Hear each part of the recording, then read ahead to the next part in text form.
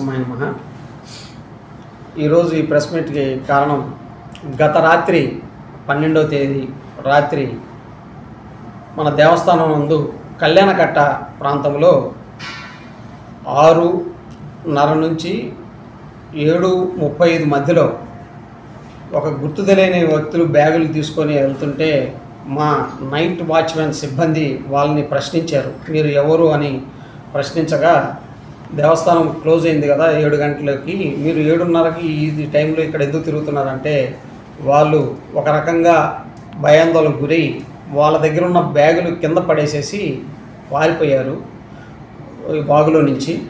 ఆ బ్యాగుల్లో ఏముందని మా వాచ్మెన్కి భయం వేసి మా దేవస్థానం నందు ఉన్న అవుట్ పోస్ట్ సిబ్బంది కానిస్టేబుల్ ఇద్దరికి ఇన్ఫార్మ్ చేయగా ఆ సమయంలో నేను కూడా ఇక్కడే దేవస్థానం దగ్గరే ఉన్నాను.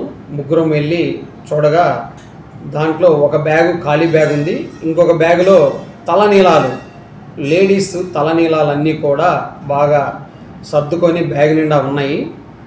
ఈ తలనీలాలు ఎట్లా వచ్చాయి అని మేము సరే ఆ బ్యాగ్ తీసుకొచ్చి అవుట్ పోస్ట్లో పెట్టాము. తర్వాత కళ్యాణకట్టకి సందర్శనం నిమిత్తం వెళ్ళాము. అసలు ఆ కళ్యాణకట్టలో ఉన్న వెంట్రుకలు ఏ విధంగా బయటకు వచ్చాయి, వాళ్ళు ఎవరు అనేది వెళ్ళాము. వెళ్తే కళ్యాణకట్టలో బయట తాళం వేసింది, తాళం బ్రేక్ కానీ ఏం చేయలేదు. మాకు డౌట్ వచ్చింది ఎట్లా వెళ్ళాయని కళ్యాణకట్ట నిర్వహిస్తున్న వాచ్మెన్ని అక్కడ ఉన్న ఒక లేడీ సిబ్బందిని ఇద్దరిని కూడా ప్రశ్నించాము. ప్రశ్నిస్తే సార్ తాళాలు మా దగ్గరే ఉన్నాయి, మేము ఇప్పుడే క్లోజ్ చేసుకొని టిఫిన్కి వెళ్ళామంటున్నారు, కానీ ఏసీ తాళాలు వేసినట్టే ఉన్నాయి, లోపల వస్తువు ఈ వెంట్రుకలు అనేది బ్యాగ్ నిండా సర్దుకొని బయటికి వెళ్ళారు. ఎట్లా అని మేము చాలాసేపు ఆలోచించాం. మళ్ళీ రెండో బ్యాగ్లో మాకు ఈ స్లిప్ దొరికింది.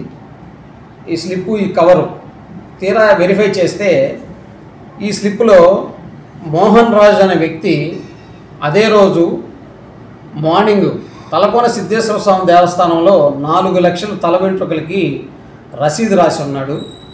దీన్ని బట్టి ఈ కవర్ చూస్తే ఈ కవర్లో అతని పొయినిష్ ఎంటర్ప్రైజెస్ అనే ఒక ముద్ర ఉంది, తన కంపెనీ ముద్ర. గుడియాత్తం అనే విలేజ్ తమిళనాడు, దాంట్లో ఫోన్ నెంబర్ ఉంది. దాన్ని బట్టి మేము మా అవుట్ పోస్ట్ కానిస్టేబుల్స్ ఇద్దరు ఫోన్ చేయగా తను రెస్పాన్స్ కాలేదు. లాస్ట్కి ఎస్ఐ గారికి ఫోన్ నెంబర్ పంపించి సార్ ఈ ఫోను ట్రాక్ పెట్టండి ఎక్కడ లైవ్లో ఉన్నారని మేము అడుగ్గా ఒక హాఫ్ అన్ అవర్లో ఎస్ఐ గారు ఇది పెంచులకొండ దేవస్థానం పరిసరాల్లోనే ఉంది అని చెప్పగానే మా సిబ్బంది మా అవుట్ పోస్ట్ అందరూ కూడా గాలిస్తే తీరా అతను బలిజ సత్రం అని ప్రైవేట్ సత్రం ఒకటి ఉంది, ఇక్కడ కోనలో ఎక్కువ ప్రైవేట్ సత్రాలు ఉన్నాయి. వాళ్ళ సత్రంలో వీళ్ళు సాయంత్రం 4 గంటలకు వచ్చి రూమ్ తీసుకొని వాళ్ళు అక్కడ దిగినట్టుగా వాళ్ళు చెప్తున్నారు.